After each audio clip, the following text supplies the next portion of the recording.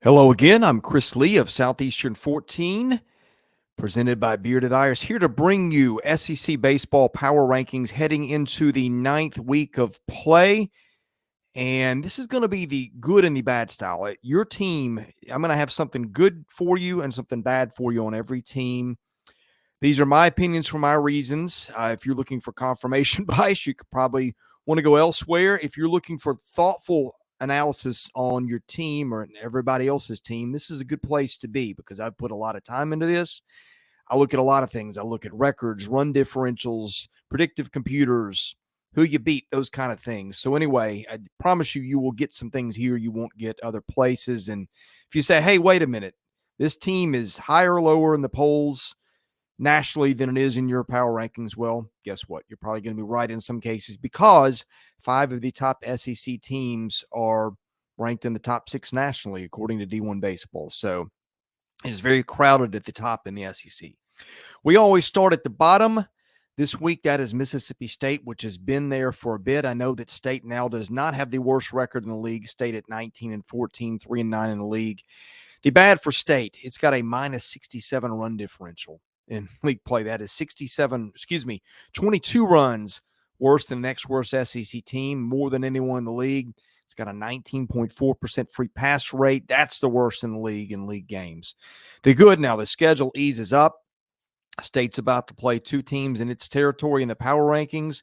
It just took 2 at Alabama, and believe it or not, an RPI of 28. So State, if it can win some games, has actually got some underlying metrics that would sit well with the selection committee. Number 13, Ole Miss, which at 2-10 now has the worst record in the league. It is 18-13 in all games. The bad, worst record in the league. The good, according to David Eckert of the Jackson Clarion Ledger, Ole Miss is now close to getting Hunter Elliott back, and boy, that would make a difference, as Ole Miss fans remember from last year. And here's more good news for Ole Miss. Of the 6 series left, only 1 comes against a team in the top 6 of my power rankings here. Number 12, Georgia.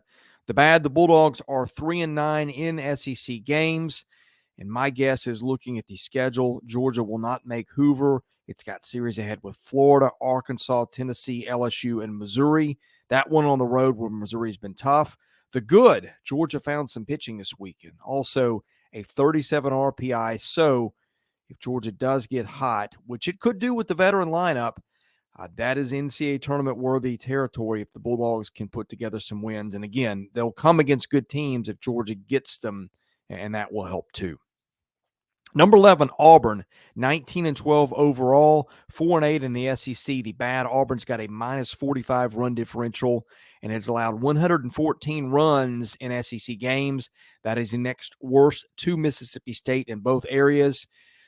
The bad also, we don't have an update on Joseph Gonzalez, who's missed the year so far and is Auburn's best pitcher. Again, he would make a huge difference, but no news, not great news in my mind with him. I would hope to be hearing something positive along the lines of he's coming back, but a new search as of Tuesday morning did not yield that. Okay, the good, Auburn's done some good things. D1 Baseball had Auburn in its field of 64 last week. The Tigers took 2 of 3 with Indiana, took all 3 from Southern Cal. Those are teams that you could see in the NCAA tournament. Indiana, I think, certainly would be there right now. So there are things to bank on if Auburn can get it together and win some games here. Number 10, Missouri. I think Missouri's got an argument to be a spot or 2 higher, but this is where I've got the Tigers this week. Bad. Missouri minus 19 in run differential in league play. That suggests 4-8 is about where the Tigers should be in SEC games. The good, man, Missouri fans, every time I watch your team, I love what I see. Just the eye test tells me when I see Missouri, and maybe I've missed some of the bad games, but I've seen them a bunch. And that team, to me, just with the eyes, looks like a regional 2 seed or maybe a team that could host if it got hot. And guess what? Number 24 RPI, Missouri will have a chance if it can win some games to get there. And guess what? It's going to have some chances. The final 6 series coming up, there's only, I think, 1 series against teams that I have in the top half of my power rankings. So Missouri will have an opportunity to stack some wins coming up in its near future. Number 9, A&M. The Aggies, one of the teams that I'm having a hard time knowing what to do with because I know A&M can hit. It's got a veteran team. Jim Schlossnagle has done lots of great things before, not only at A&M but at TCU. The bad, A&M has allowed 99 runs in SEC games and 185 total. That screams the pitching is a concern. The good, we have seen the Aggies start slowly before. After being swept by Tennessee, they've won the last 2 series with a midweek win against Texas State thrown in. So a lot of variability, I think, in what the Aggies could do coming up. Alabama, number 8. 23-10 overall, 4-8 in the league. The bad is the pitching has got to get healthier. Garrett McMillan in his comeback, if you want to call it that, was not great over the weekend. Ben Hess, who's probably Alabama's most talented pitcher, has not thrown since March 31st. Alabama desperately needs those guys to pitch. Now, the good is Alabama's been unlucky more than anything. The run differential says the record in the league should be more like 6-6 and not 4-8. Alabama, even with the pitching injuries, has allowed 1.42 runners per inning. That is second best in the league. So there's some underlying things that suggest Alabama is better than the record, even though losing 2 to Mississippi State this weekend in Tuscaloosa is certainly not ideal. Okay, here comes the most confusing team in the league, hands down. It's Tennessee at number 7.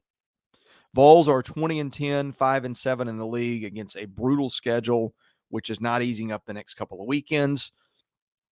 The bad, boy, Chase Burns has been awful, and frankly, I think might be better suited to pitching out of the bullpen. Chase Dolander hasn't been nearly as good as expected, and Tennessee's not beating good teams. The Vols are 2-8 against the RPI top 25, 1-6 on the road. Now, the good, the computers, the predictive computers, continue to love the Vols. The Pythagorean record, which is based on runs scored, runs allowed, suggests Tennessee should be more like 26-5 and not 22-10.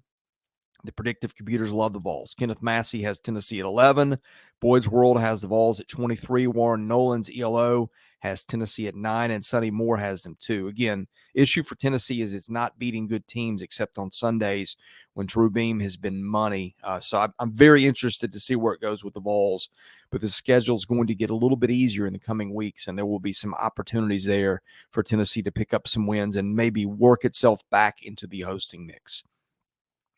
Arkansas at number 6. That's the one that I think I'm going to get the most screaming on because Arkansas is 25-6, 8-4, and I think ranked 5th nationally. The bad, again, some underlying things when I look at Arkansas trouble me a little bit. I think it's a good team, but I have some questions compared to some teams ahead of Arkansas. Plus 4 run margin, that suggests Arkansas is more like a 6-6 team in the league and not an 8-4 team. Pythagorean record has Arkansas at 22-9 rather than 25-6. 1.69 runners allowed by that pitching staff in SEC games. That's 9th best. The good, well, you've got Dave Van Horn. And I'm not sure that any coach in the SEC over the last 20 years has done a better job of getting more out of his talent than Dave Van Horn is. I mean, does anybody in the country figure out better than this guy does? Forget the should-bes that we just talked about. This team has amassed some good wins, starting with a couple against the Big 12, or maybe it was 3, I guess, in the first weekend of the season. Let me check that. I can't remember if it was 2 or 3. Yeah, Arkansas beat Oklahoma State and Texas. I guess it was just 2. I think lost to TCU. Anyway, the Razorbacks, they're always there at the end. Dave Van Horn is always in the SEC tournament and in the NCAA tournament. And I think if you look at the computer numbers, the RPI, those things, this team is squarely in contention for a top 8 national seed. And don't be surprised if Arkansas gets there. Although, again, I want to see a little better out of the pitching staff. Number 5, Kentucky at 27-5 and 9-3 in the league. Kentucky has feasted a little bit on some of the bottom end of the SEC, which some of these teams in front of the Cats have also. The bad, Kentucky lost a series at Georgia this past weekend. It definitely had some issues with lefties that the Bulldogs threw at them. The good, Kentucky, the number 1 overall RPI team in the country. It has allowed the fewest runs in league play at 39 and overall at 105. It is second in run differential in league games at plus 46, which is a pretty loud number. It's got the number 5 strength of schedule according to the RPI. It's banked some good wins out of conference, and the Pythag record of 27-5 suggests the Cats are exactly what their record says they are. Okay, I've got Florida at 4. The bad, again, the computers don't like, in terms of the predictive records, don't like Florida quite as much. They say they should be more like 7-5 and 25-8. Florida's allowing a 16.2% free pass rate in league play. This is a league that's having trouble throwing strikes. But the average in the league is about 14% of free passes in league games. Florida's been worse than that. It's been a disaster in Game 3 situations in terms of throwing strikes. Florida handed out 19 free passes in that Game 3 loss to Tennessee over the weekend. Now, the good, every single predictive computer has got the Gators in the top 7 nationally. Warren Nolan has Florida at 2 overall in his ELO. Florida can flat out rake with the middle of that order.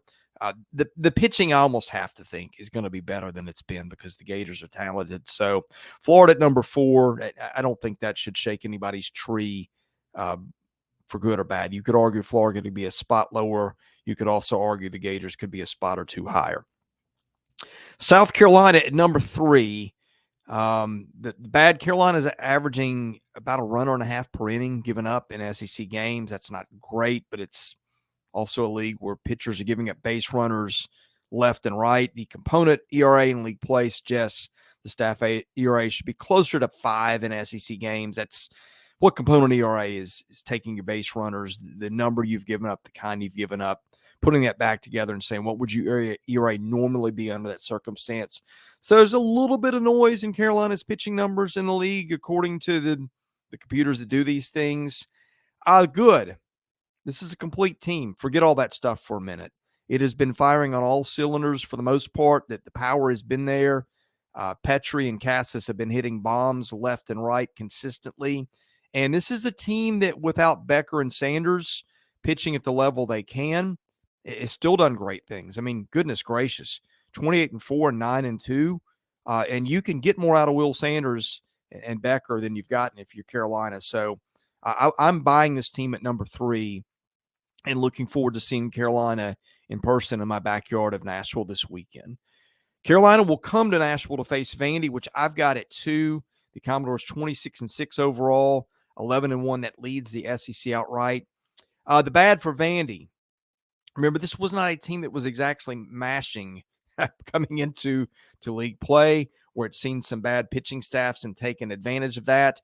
We saw the Commodores come back to earth a little bit this weekend at Missouri, although remember, Missouri is a little bit of a pitcher's park, and Missouri's been really good at home. The schedule so far has been in the league: Ole Miss, Mississippi State, Georgia, Missouri. I think that's 4 of the 5 worst teams in the SEC so far.